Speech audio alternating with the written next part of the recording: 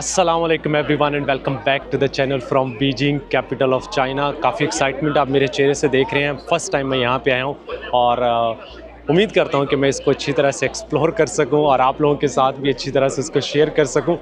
आज का मैं प्लान ये कर रहा हूँ कि हम कुछ जगह कल्चरल साइट पे जाके वो आर्किटेक्चर वगैरह उनका एक्सप्लोर करेंगे। जैसे यहाँ का समर पैलेस है, उसके अलावा फॉरबिडन सिटी जिसकी बड़े दिन पहले से हमने रिजर्वेशन करवा के रखी है क्योंकि वो यहाँ की one of the major tourist attraction है। और उसके अलावा तियानमेन स्क्वायर और फिर सिटी लाइफ को देखने के लिए मे भी हम यहाँ की वॉकिंग स्ट्रीट वगैरह में जाएंगे।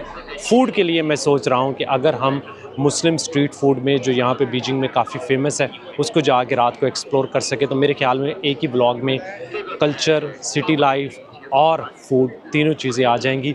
कोशिश करूँगा, लेट्स सी मैं इस चीज़ में कितना कामयाब होता हूँ।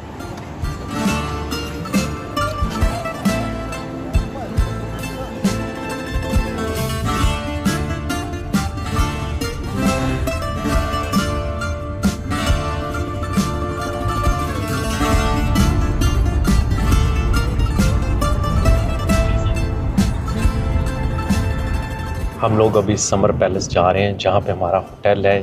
तकरीबन कोई 12.2 किलोमीटर टोटल डिस्टेंस बनता है। ऑर्डर की है टैक्सी यहाँ पे ए मैप जिसको मैं नेविगेशन के लिए यूज़ कर रहा हूँ, वहाँ से डायरेक्ट भी ऑर्डर कर सकते हैं। और दूसरा ये कि अली पे के अंदर ही एक ऑप्शन है डीडी की। बताता चलूँ कि इस 12.2 किलोमीटर के टोटल पैसे हमने पे किए हैं 47 युआन। मेरे ख्याल में ये कोई $6.5 के आसपास बनते होंगे। तो आप कह सकते हैं कि यहाँ पे टैक्सीज क्वाइट रीज़नेबल हैं और विद इन फ्यू मिनट्स आपके पास पहुँच जाती हैं। ये मेरा कोई तीसरा चौथा एक्सपीरियंस है। जब भी कभी मैंने बाहर जाना हो, बाइक पे दिल ना कर रहा हो, तो आराम से मैं टैक्सी बुला लेता हूँ। लेकिन बहुत ही कंफर्टेबल और मोस्टली जितनी भी टैक्सीज़ में बैठा हूँ सारी की सारी इलेक्ट्रिक हैं।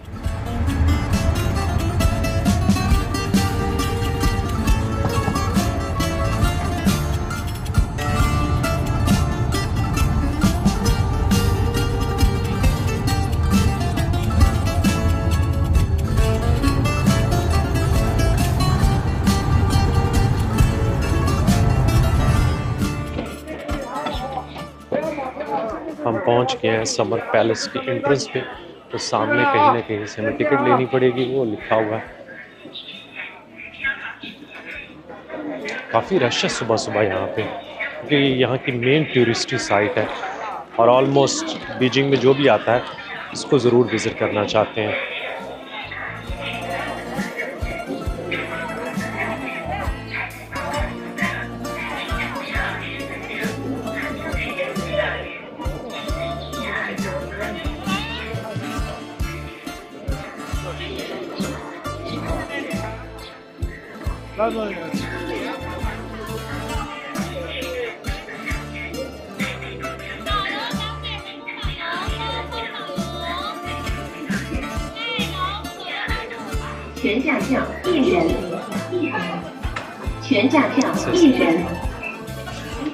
टिकट्स हमने यहाँ से ले लिए हैं और इंटर हो गए हैं। यहाँ पे हमने पे किए हैं 30 युआन।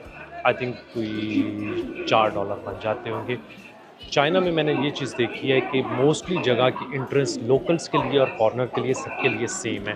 कुछ जगहों पे आप जाते हैं तो ज़रा डिफरेंट होती है, लेकिन यहाँ पे अभी तक मैंने ये एक्सपीरियंस नहीं किया।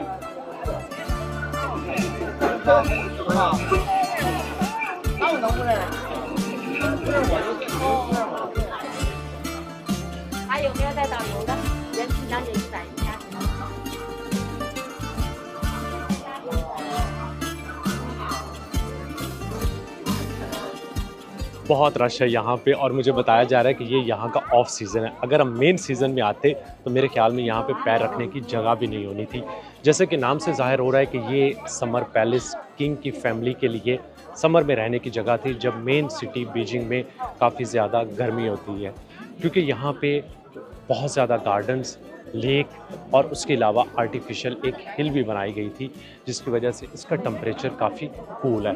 अभी हम देखते हैं कि कौन कौन सी जगह हमारे सामने आ रही हैं। सबसे पहले यहाँ पे एक छोटा सा ब्रिज आ रहा है और इसकी साइडों पे कुछ शॉप्स हैं, तो ये मैं आपको दिखाता हूँ।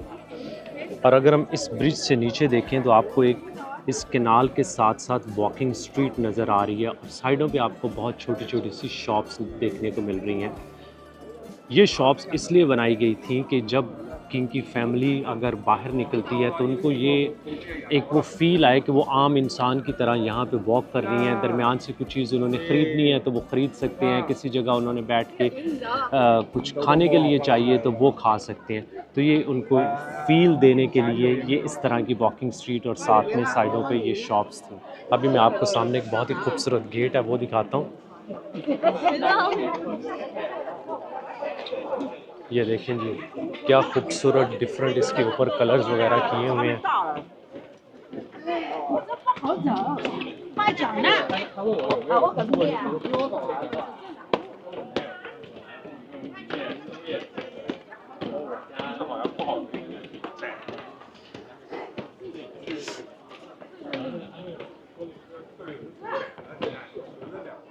जैसे ही बंदा एंट्रेंस से थोड़ा सा आगे आता है, यहाँ पे आप देखें कि जिस हिल की मैं बात कर रहा था, ये वो हिल है। 60 मीटर तकरीबन हाई है और इसके ऊपर आप देखें कि काफ़ी खूबसूरत स्ट्रक्चर बने हुए हैं।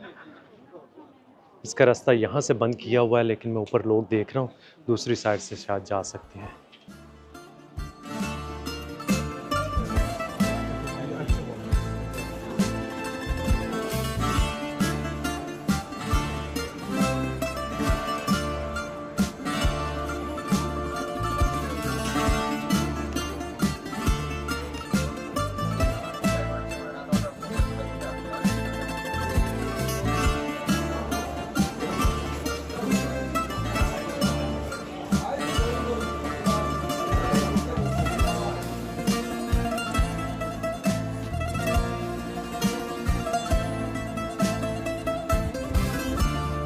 बहुत इंटरेस्टिंग है मेरे लिए, स्पेशली इससे पहले मैंने चाइना कभी विज़िट नहीं किया और चाइनीज़ आर्किटेक्चर को इस तरह देखना, और वो भी जब आप one of the finest buildings को एक्सपीरियंस कर रहे हो जो आपको चाइना में देखने को मिलेंगी।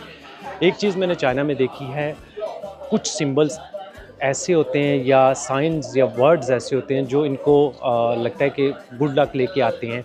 तो मोस्टली जगहों पे जब कोई बिल्डिंग्स वगैरह डिज़ाइन की जाती हैं ना, तो उन वर्ड्स या सिंबल को इस्तेमाल किया जाता है उसकी डेकोरेशन में। तो यहाँ पे भी काफ़ी इस तरह के सिंबल्स छत पे या दीवारों पे डेकोरेशन के लिए यूज़ किए गए हैं। और बताता चलूँ कि यहाँ पे 4 पैलेसेस हैं। टाइम के साथ साथ जैसे जैसे डायनेस्टीज़ चेंज होती थी या किंग चेंज होते थे, तो वो अपनी मर्ज़ी से यहाँ पे कुछ ना कुछ बनाते जाते थे। तो जैसे जैसे बंदा थोड़ा सा इस हिल के ऊपर जाता है, एक तो ये नीचे से व्यू बहुत खूबसूरत है और दूसरा इस आर्किटेक्चर की बंदा तारीफ़ जो है ना वो लम्हा बलम्हा आपके मुंह से निकलती जाती है, क्योंकि इतने खूबसूरत तरीके से स्टेप वाइज बनाया गया है इसको।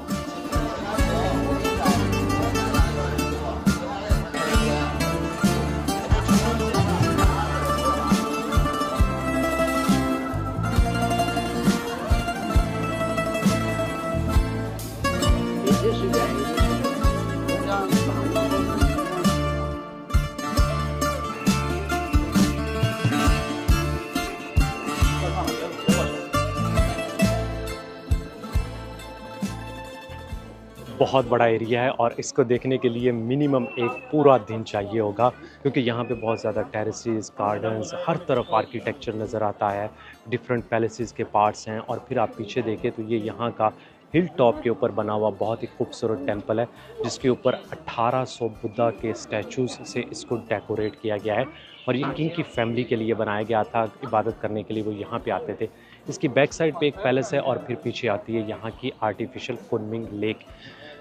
इतनी जब हाइक करके बंदा ऊपर आता है ना, तो देखता है कि यार यहाँ से अब वापस इसी रास्ते से जाना ज़रा मुश्किल है, क्योंकि सब लोग इधर से आ रहे हैं और जा दूसरी तरफ से रहे हैं, क्योंकि यहाँ पे डिफरेंट इसकी एंट्रेंस बनी है। तो मोस्टली लोग एक साइड से एंटर होते हैं और वॉक करते करते दूसरी साइड से एग्ज़िट ले जाते हैं। तो हम भी यही करते हैं।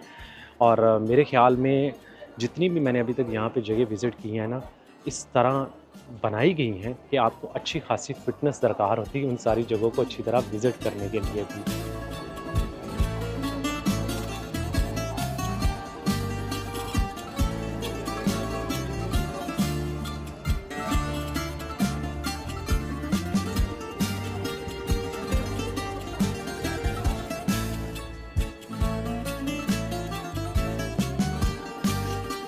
ये summer palace UNESCO world heritage site है और कहते हैं कि 1860 में ब्रिटिश और फ्रेंच ट्रूप्स ने यहाँ पे अटैक किया था और 1.5-2 दिनों के अंदर उन्होंने यहाँ से इतना सामान लूटा, तकरीबन 1.5 मिलियन आर्ट के पीसीज को यहाँ से लेके अपने साथ वापस ब्रिटेन और यूके चले गए थे और जाते जाते इस पैलेस को आग लगा दी थी। तो काफ़ी गार्डन्स और पैलेस के पार्ट्स जल गए थे, जिनको बाद में यहाँ पे रेनोवेट किया गया।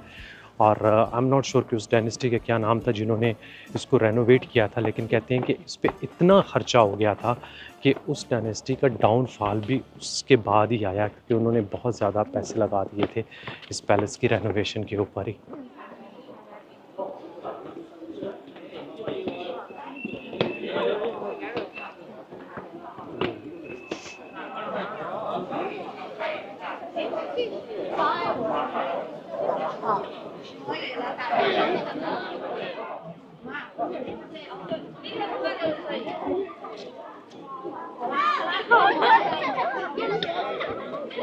रश देखें, ये ऑफ सीज़न का रश है। अगर ये पीक सीज़न होगा तो फिर आप खुद ही इमेजिन कर लें।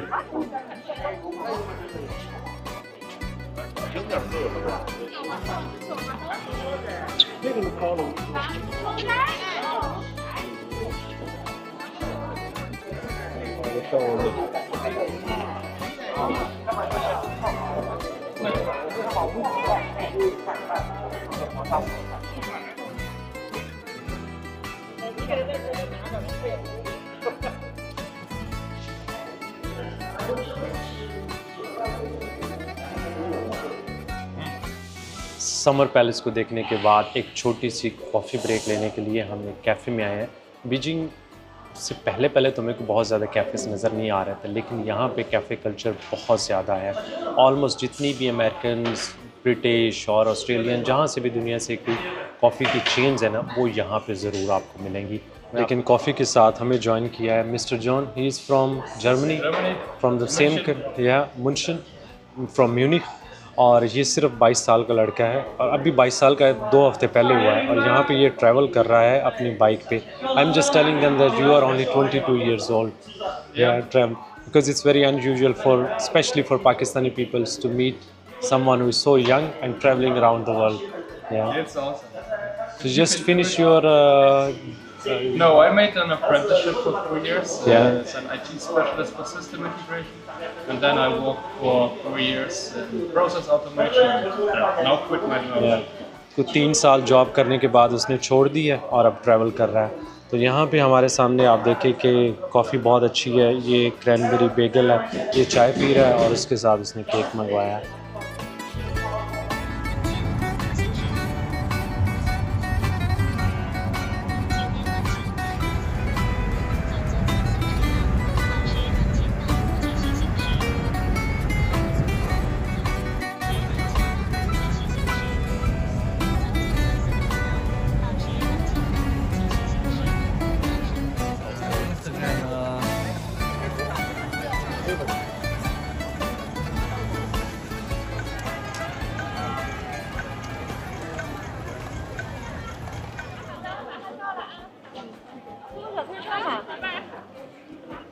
你们注意着点啊！明天我今天晚上回老家啊！明天你不来了？我不来了，你看着点呢。他俩来能干就干活，干不了。सो फाइनली हम लोग पहुँचे हैं फॉरबिडन सिटी पे। इसको देखने के लिए आपको तकरीबन कोई 5 दिन पहले रिजर्वेशन करवानी होती है, अदरवाइज़ यहाँ पे भूल जाएं कि कोई चांस ही नहीं है। तो हमने टूर गाइड के थ्रू ही करवा ली थी। अभी जा रहे हैं हम लोग टिकट लेने के लिए और फिर इंटर होके आप लोगों को अंदर से दिखाते हैं। कुछ मैं हिस्ट्री वगैरह बताता हूँ, क्योंकि समर पैलेस तो मैंने आपको दिखा दिया। तो फॉरबिडन सिटी जो है यहाँ की इंपीरियल पैलेस था, तो मेन पैलेस ये है। अभी देखते हैं अंदर से जाके किस तरह का, क्योंकि ये आप कह सकते हैं कि दुनिया के सबसे बड़े पैलेस कॉम्प्लेक्स में से एक है, या हो सकता है ये दुनिया का सबसे बड़ा ही हो। फॉरबिडन सिटी के एंट्रेंस पे आप देखेंगे यहाँ से एक बहुत ही खूबसूरत सा वॉकिंग पाथ बना हुआ है, और इसके बिल्कुल साइड पर एक छोटी सी कैनाल है।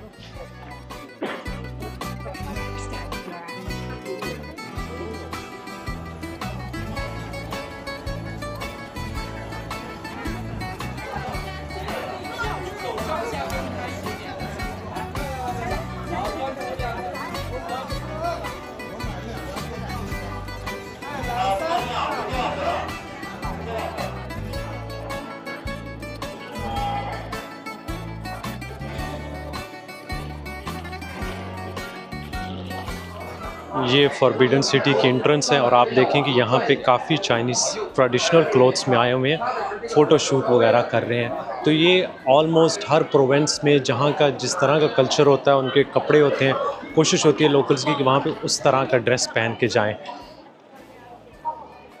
और इधर देखें यार, क्या कमाल की जगह है भाई। एक तो रश बहुत ज़्यादा है, लंबी लंबी लाइनें लगी हैं उधर एंट्रेंस पे।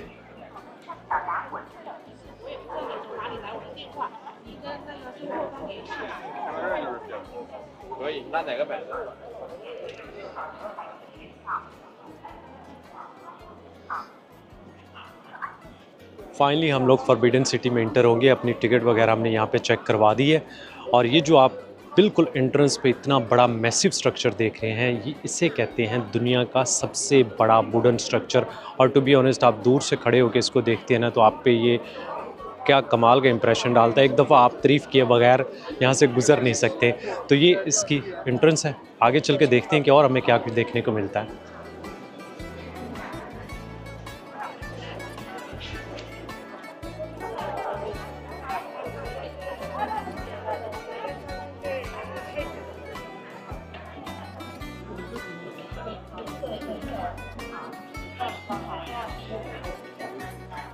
फॉरबिडन सिटी में तो मैं आके खो सा गया हूँ, लेकिन मैं कोशिश करता हूँ कि आप लोगों को थोड़ी सी इसकी हिस्ट्री बता दूँ। जब यहाँ पे मिंग डायनेस्टी थी तो उनका दारुल हुकूमत उस टाइम पे नानजिंग था। तो 1406 में इसकी कंस्ट्रक्शन स्टार्ट हुई और 1420 में कंप्लीट हुई। 14 साल कंस्ट्रक्शन में लगे और चाइना के डिफरेंट पार्ट से मटेरियल लेके आया गया। जैसे लकड़ी का मैंने बताया कि सबसे बड़ा वुडन स्ट्रक्चर दुनिया में आपको ये मिलेगा, तो लकड़ी चाइना के साउथ वेस्ट पार्ट के जंगल से निकाल के लेके आए। और उसके अलावा विकीपीडिया पे लिखा हुआ था यहाँ पे कुछ पत्थर जो इन हॉल के फ्लोर्स पे यूज़ हुआ है, वो पत्थर इतने बड़े बड़े पीसीस थे कि उनको लेके आना यहाँ पे इतना मुश्किल था कि विंटर में करते ये थे कि रोड जिस पे लेके आते थे उसके किनारे कुएं खोद के उसका पानी रोड के ऊपर फेंकते थे ताकि वो पानी आइस बन जाए और उसके ऊपर फिर खींच के उन पत्थरों को यहाँ पे लेके आया जाता था। तकरीबन कोई 1 लाख यहाँ पे स्किल्ड वर्कर था और उसके अलावा 1 मिलियन लोगों ने इसकी कंस्ट्रक्शन में हिस्सा लिया। तो यहाँ पे 14 मिंग डायनेस्टी के एम्परर रहे हैं और उसके बाद लास्ट डायनेस्टी थी चिंग, उसके 10 एम्परर यहाँ पे रहे हैं। और 1912 तक जब यहाँ पे रेवोल्यूशन आई तब तक यहाँ पे लास्ट किंग रहा था। लेकिन उसके बाद क्योंकि लोगों में बड़ा गम गुस्सा था किंग के ख़िलाफ़, तो यहाँ पे वो सिस्टम ख़त्म हो गया और आज भी यहाँ पे कोई नहीं रहता। अब इसको म्यूज़ियम बना दिया गया है। तो हम चलते हैं, देखते हैं कि इसको मेन बिल्डिंग को अगर हम थोड़ा बहुत एक्सप्लोर कर सकते हुए तो।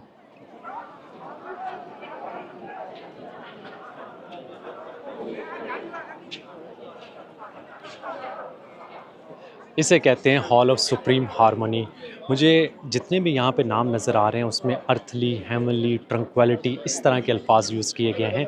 और जैसे मैंने सुबह समर पैलेस विज़िट किया था, वहाँ पे डेकोरेशन में ऐसे सिंबल्स या नंबर यूज़ किए गए हैं जो गुड लक लेके आते हैं। इसीलिए यहाँ पे भी उसी तरह का आपको देखने को बाहर से उसकी डेकोरेशन मिलेगी। अंदर तो हम नहीं जा सकते, लेकिन बाहर से खड़ा होकर मुझे इतना नज़र आया कि अंदर एक बहुत बड़ी चेयर है जिस पे मोस्ट लाइकली किंग बैठता होगा। और ये हॉल बाकी सबसे थोड़ा सा हाइट पे है, तो आप यहाँ से पूरे एरिया का अच्छा आपको व्यू भी आता है।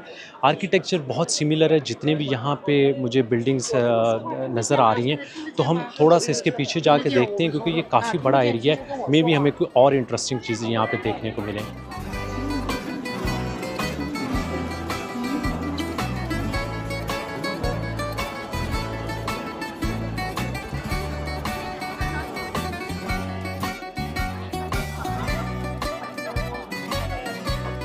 ये तो मुझे लग रहा है कि 2 बड़े बड़े प्याले रखे हुए इन्होंने एंट्रेंस पे,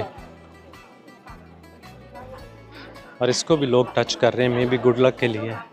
उसके ऊपर बाहर 2 जानवरों की तस्वीरें बनी हुई हैं।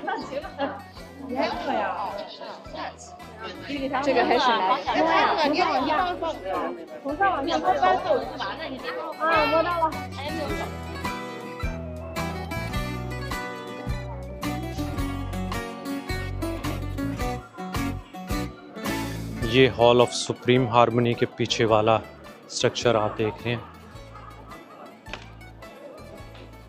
बस बंदा एक हॉल से दूसरे हॉल या एक एरिया से दूसरे एरिया की तरफ वॉक करता जाए, ये ख़त्म नहीं होगा इतनी जल्दी।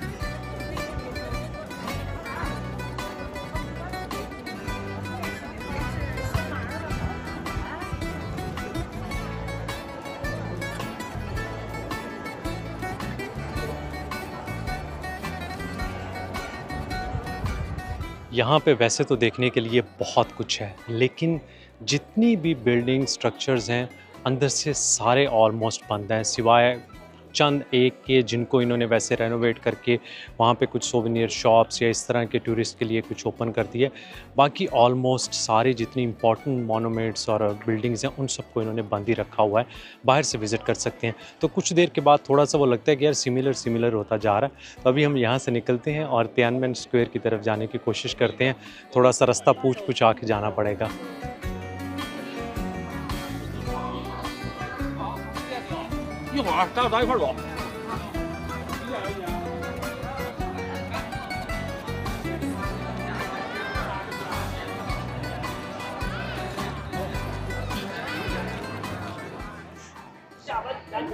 चाइना में एक चीज़ आप और देखेंगे कि जगह जगह पे लोग टिकटॉक लाइव सेशन कर रहे होते हैं। यहाँ पे आई थिंक टिकटॉक का नाम ज़रा डिफरेंट है। तो बहुत सारे जगहों से जहाँ से मैं गुजर रहा हूँ यहाँ पे भी ये लाइव सेशन कर रहा है। इसके पीछे भी इस तरह खड़ा हुआ था और आगे जाएंगे वहाँ पे भी कोई ना कोई इस तरह खड़ा होगा। किसी को कोई परवाह नहीं है, सारे अपने काम से काम रख रहे हैं और लोग आते जा रहे हैं, जाए जा रहे हैं। ये लोग अपना लाइव सेशन जो है वो कंप्लीट कर रहे हैं।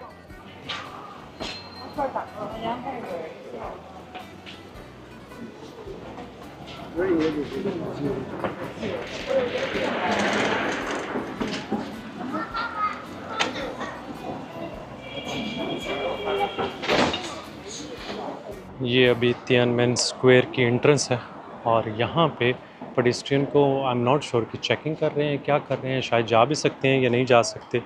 तो ट्राई करके देखते हैं अगर जाने देंगे तो।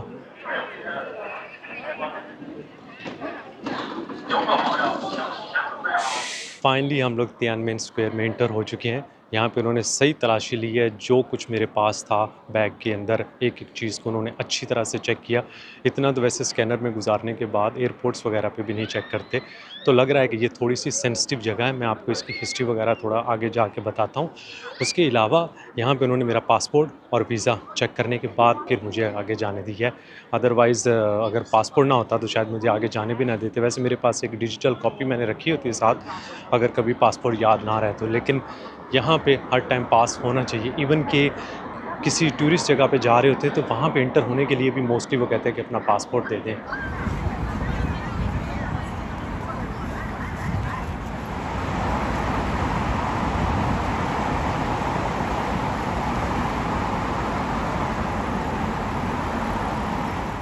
चाइना की लास्ट डायनेस्टी थी जी चिंग डायनेस्टी, और उसके बाद चाइना का कंट्रोल कुछ अरसा रहा है नेशनलिस्ट पार्टी ऑफ चाइना के पास, जिनको शिकस्त दी थी कम्युनिस्ट पार्टी ऑफ चाइना ने। 1 अक्टूबर 1949 को पीपल्स रिपब्लिक ऑफ चाइना की बुनियादें रखी गई थी सेम इसी जगह पे। और पीछे ये जो आप तस्वीर देख रहे हैं ये माओ ज़ेडुंग की है, जो इस पार्टी के रूलिंग हेड थे उस टाइम। तब से लेके आज तक चाइना का फुल कंट्रोल इसी पार्टी के पास है।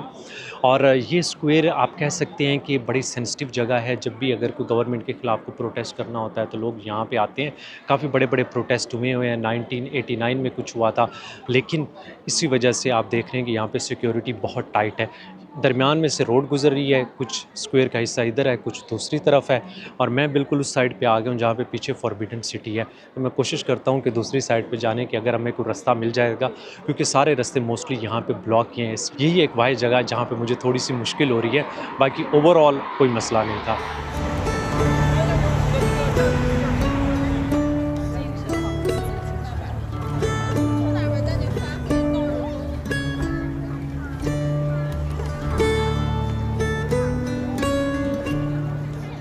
बहुत बड़ा स्क्वायर है ये।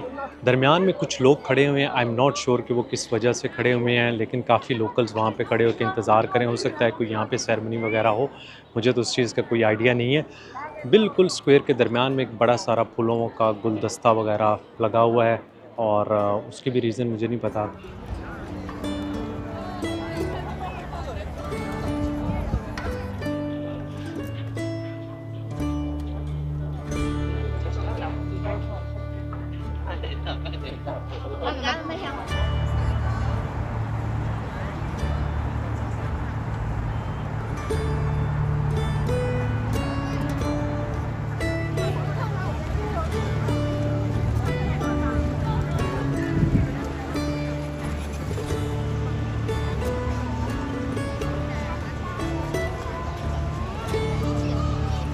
अभी मैं पहुंचा हूँ बीजिंग की वॉकिंग स्ट्रीट में। हमें चाइना इंटर हुए शायद 3 या 4 दिन हो गए हैं। पहले मंगोलिया खाली खाली था, शहरों के अंदर मोस्टली इंफ्रास्ट्रक्चर इतना अच्छा नहीं था। उलन बतार की पॉपुलेशन 1.7 मिलियन, और उसके बावजूद जगह जगह पे वहाँ पे ट्रैफिक जैम वगैरह थे। यहाँ पे 22 मिलियन लोग हैं, इंफ्रास्ट्रक्चर की क्या ही बात है। तो ये सारी चीज़ें जब आप एक बॉर्डर क्रॉस करके दूसरे कंट्री में आते हैं ना, तो अक्सर ऐसे लगता है जैसे दुनिया ही बदल जाती है। और वाकई मंगोलिया से इधर आते आते दुनिया बदल गई है। इतनी बड़ी चेंज मैंने बहुत कम मुल्कों में देखी। कुछ मुल्कों में जाते हैं, सिक्योरिटीज़ के इश्यूज़ होते हैं कि आप एक मुल्क से दूसरे मुल्क गए हैं और अचानक से वो लगे कि यार यहाँ पे थोड़ा सा बंदे ने अपना ख्याल रखना है। लेकिन इधर इंफ्रास्ट्रक्चर वाइज कमाल है यार, और बहुत ही खूबसूरत ये स्ट्रीट बनी हुई है। थोड़ा सा इसमें वॉक करते हैं, देखते हैं कि क्या कुछ हमें देखने को मिलता है। वैसे तो जगह जगह पे यहाँ पे शॉपिंग मॉल्स बहुत हैं, लेकिन मुझे लगा कि यार इस तरह की स्ट्रीट को ज़रा विज़िट करते हैं, जिसमें बंदा आराम से खुले आम वॉक कर सके, इंजॉय कर सके। इसे कहते हैं वंग फूजिंग स्ट्रीट, और ये यहाँ की मेन कमर्शियल स्ट्रीट है। साइडों पे दुनिया जहान का हर ब्रांड आपको यहाँ पे नज़र आएगा। और उसके अलावा इसे कुछ लोग यहाँ पे गोल्डन स्ट्रीट भी बोलते हैं, क्योंकि इसकी हिस्ट्री बहुत पुरानी है। और इसकी टोटल लेंथ तकरीबन कोई 2 किलोमीटर के आसपास है, तो काफ़ी लंबी ये स्ट्रीट है। साइडों पे इधर उधर कुछ और मार्केट्स के रास्ते निकल रहे हैं।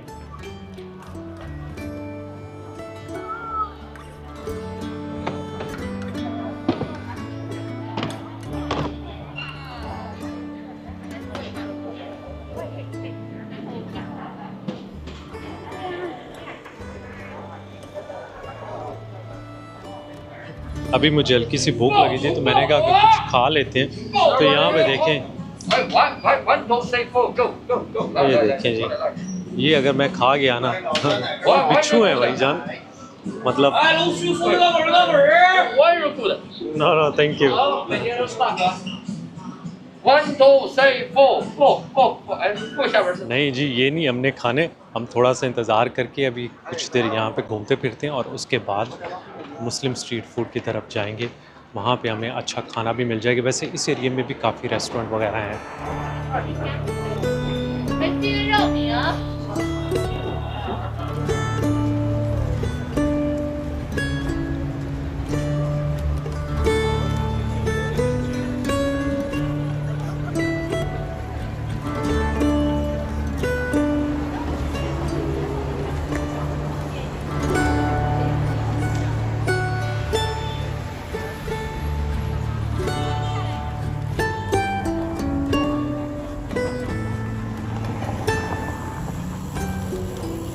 फाइनली जी पहुंच गया न्यू ची स्ट्रीट में, जिसके बारे में मैंने बताया था कि ये मुस्लिम अक्सरियत का एरिया है और यहाँ पे हमें हलाल खाना मिल जाएगा। तो सीधा यहाँ पे एक रेस्टोरेंट में आए हैं, और यहाँ पे हमसे मिलने के लिए 2 लोग आए हैं। इधर बैठे हैं ज़ुहैब साहब, इनसे मेरी पहले कभी मुलाकात नहीं हुई। यहाँ पे एजाज़ भाई बैठे हैं, इनसे मेरी मुलाकात हुई थी लास्ट ईयर ही हुई थी ना। हाँ जी, हरामोश के ट्रैक पे ये रास्ते में हमें मिले थे। तो आज हमारी बीजिंग में यहाँ पे अचानक से मुलाकात होगी। इन्होंने मैसेज किया इंस्टाग्राम की स्टोरी देख के, बहुत शुक्रिया। और हमारे सामने इन्होंने बताया है कि अगर आप बीजिंग आएँ तो यहाँ की डक ज़रूर ट्राई करनी है, क्योंकि इनकी पीकिंग डक बहुत फेमस है। तो ये हमारे सामने आ गया है जी, बीजिंग या पीकिंग डक, क्योंकि बीजिंग का जर्मन में भी इसे पीकिंग बोलते हैं और पुराना नाम भी पीकिंग ही है। तो ये आ गई है। उसके साथ कुछ हमारे पास और भी डिशें, ये पुलाव है। एक और हमारा खाना आना है, वो आ जाता है अभी थोड़ी देर तक। और इन्होंने मुझे बताया कि इसको खाने का भी एक ख़ास तरीका होता है, तो मैंने कहा कि चलो आप स्टार्ट करें, फिर मुझे बताएं कि कैसे इसको खाना है। ये देखें जी, हमारा एक और डिश आ गई है, लैम मीट विद नान। तो कुछ बहुत ज़्यादा हो गया है, हमसे खाया नहीं जाएगा। चलें उठाएं जी, रैप उठाएं, स्टार्ट करें पिकिंग डिश से। बिल्कुल पतला सा रैप है।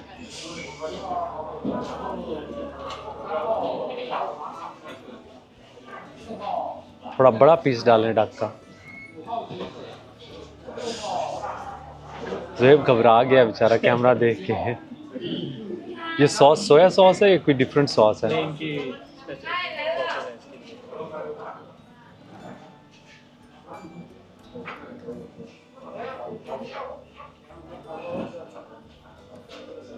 चलें बस ऐसे ही कुछ मैं भी बनाता हूँ।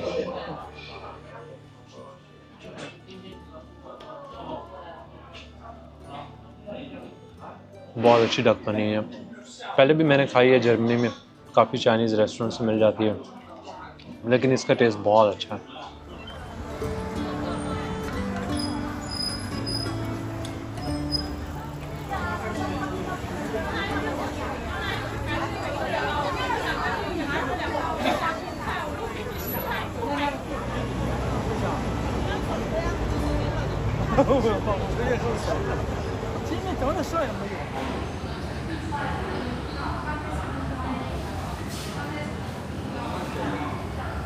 आज हमने मोस्टली बीजिंग की जो जगह देखनी थी वो तो देख ली, लेकिन एक चीज़ मैंने अभी तक यहाँ की ट्राई नहीं की, वो है public transportation underground metro system.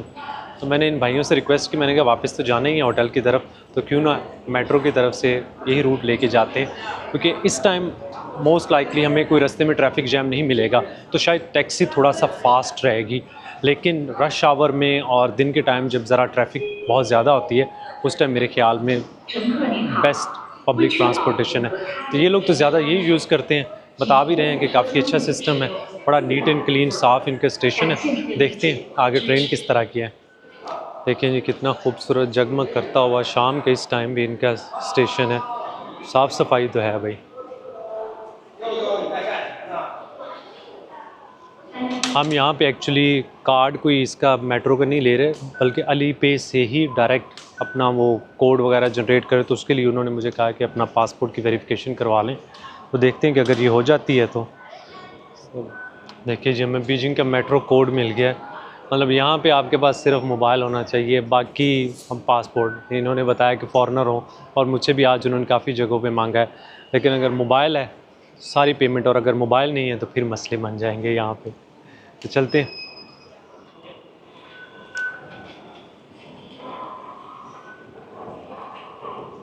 अच्छी बात यह कि इन्होंने ना सिर्फ चाइनीज़ में लिखा है, लेकिन उसके नीचे इंग्लिश में भी लिखा हुआ है।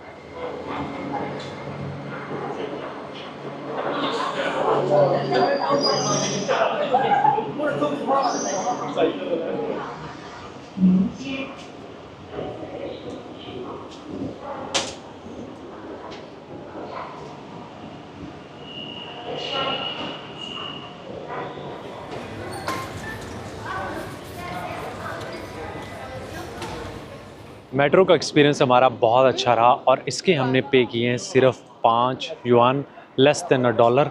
और अभी हम लोग हैं मेरे होटल से 2 किलोमीटर दूर। तो हमारे पास ऑप्शन है या तो बस ले लें, और दूसरी ऑप्शन ये कि मेट्रो स्टेशन के बिल्कुल सामने यहाँ पे साइकिल खड़ी हैं, तो आराम से अली पे की ऐप से उसको साइकिल को खोलें, आधा घंटे में, मेरे ख्याल में कितने आप बता रहे हैं 1.5 युआन, मतलब आप कह सकते हैं कि कोई 15 सेंट 20 सेंट डॉलर बन रहे होंगे, which is nothing compare to कि अगर आप यहाँ पे वॉक करके जाएं या फिर टैक्सी वगैरह ले। तो हम भी साइकिल पे चलते हैं, बीजिंग को देखते हैं, आखिरी 2 किलोमीटर हमारे होटल तक के साइकिल पे। चलें अभी आप खोल के दिखाएं ज़रा लोगों को किस तरह ये ऐप चलती है। सिर्फ बार कोड स्कैन करना है और उसने खोल देनी है। हाँ जी, बस ये देखें खुल गई है।